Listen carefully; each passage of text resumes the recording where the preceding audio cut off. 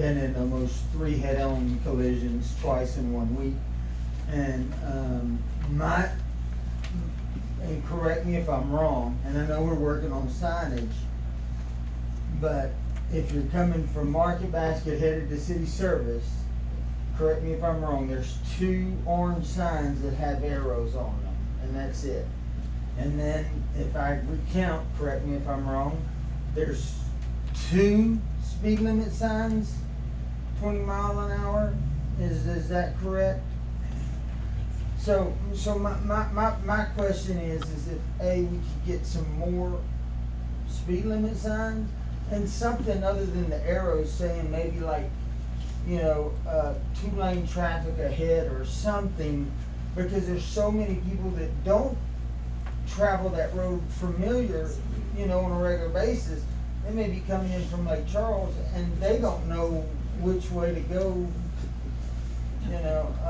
so that was my concern. And I heard you say doing reflectors, but I was curious too, is there a checklist at the end of each day where like a safety coordinator can go and say, hey, this needs to be done at the end of every day? And that would help, I think,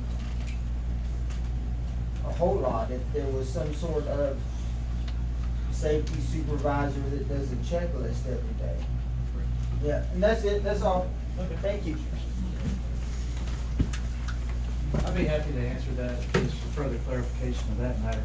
So, on a project such as this, there is a pay item that the contractor is paid to maintain temporary signs and barricades.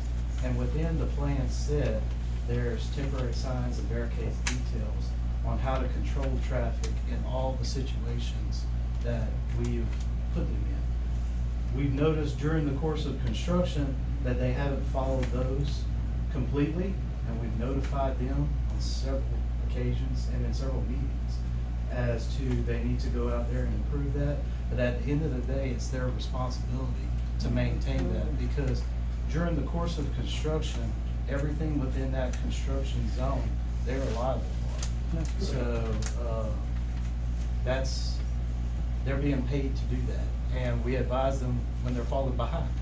Yeah, and I appreciate that. Yeah, just to clarify though, you said that they're the ones that are in charge of that sign. Who's in charge of them to make sure, who's enforcing them in other words? Well, basically, what that is they have safety protocols, traffic safety specialists within their staff that have to check on that and advise of that when adjustments need to be made. So, and we've seen that the adjustments weren't made. Correct, and we've notified them of these situations. I just hope that it's rectified soon before something does happen. Yes, sir. Thank you. Anything else? All right. Thank y'all. Thanks, sir. Thanks, Brian. Item number 5 is recognition of Randy Hebert for being a community activist for many years. Mayor Danaher. Thank you, Madam Chair. In a minute. You want to come up here?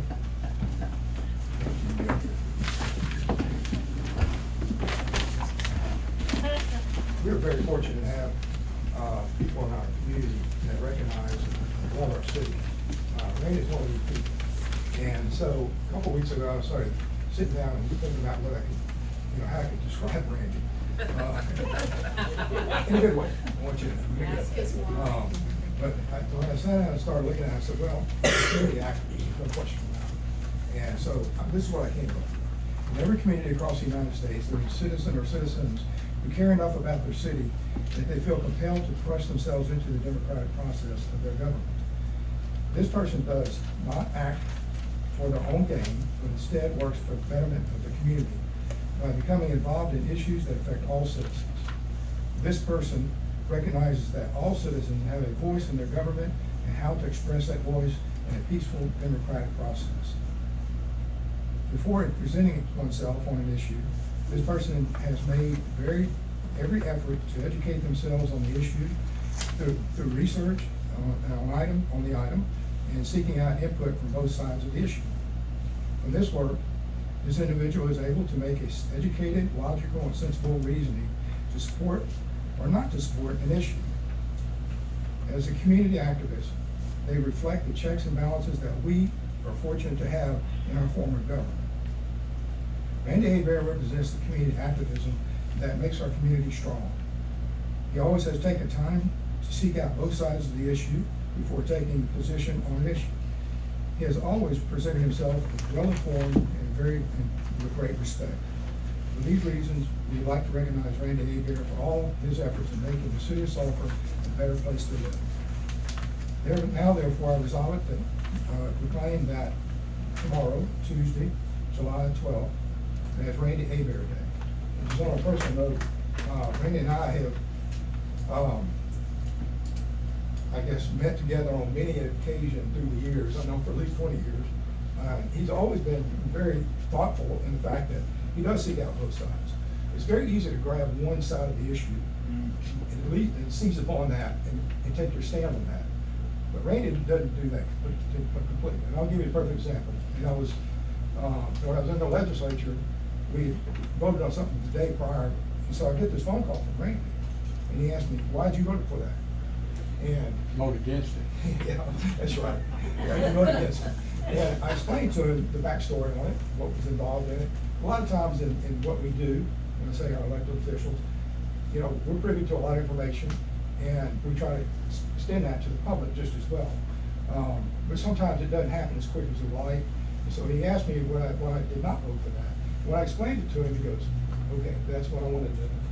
And so now there have been times we've had discussions and we didn't agree on things, but that's what makes this community great. And so, Randy, congratulations. Tomorrow's your day. Thank you, Mike.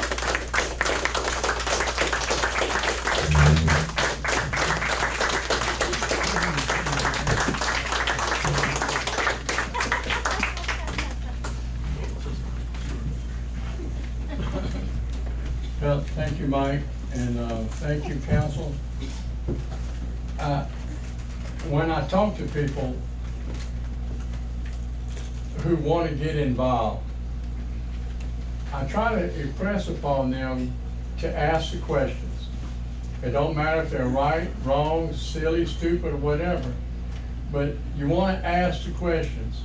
And when it all gets down to it, if y'all are sitting in a meeting and Arlene says, "What's the public gonna say whenever y'all do this?" then we've achieved something that when you start second guessing yourselves as to are we doing the right thing in the eyes of the public, then that makes us all community activists. And so I think this is a great honor. Caught me totally off guard. And I got to thinking about how long I've been involved. And my Uncle Vivian Hebert ran for police jury when I was probably about 5, and I remember handing out push cards. And then later, at the age of 13, my dad bought a bunch of posters that very upper end political motivated.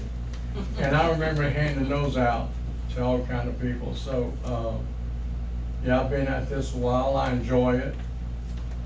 I got involved with Facebook, clearly to debunk Lelan awards. And so it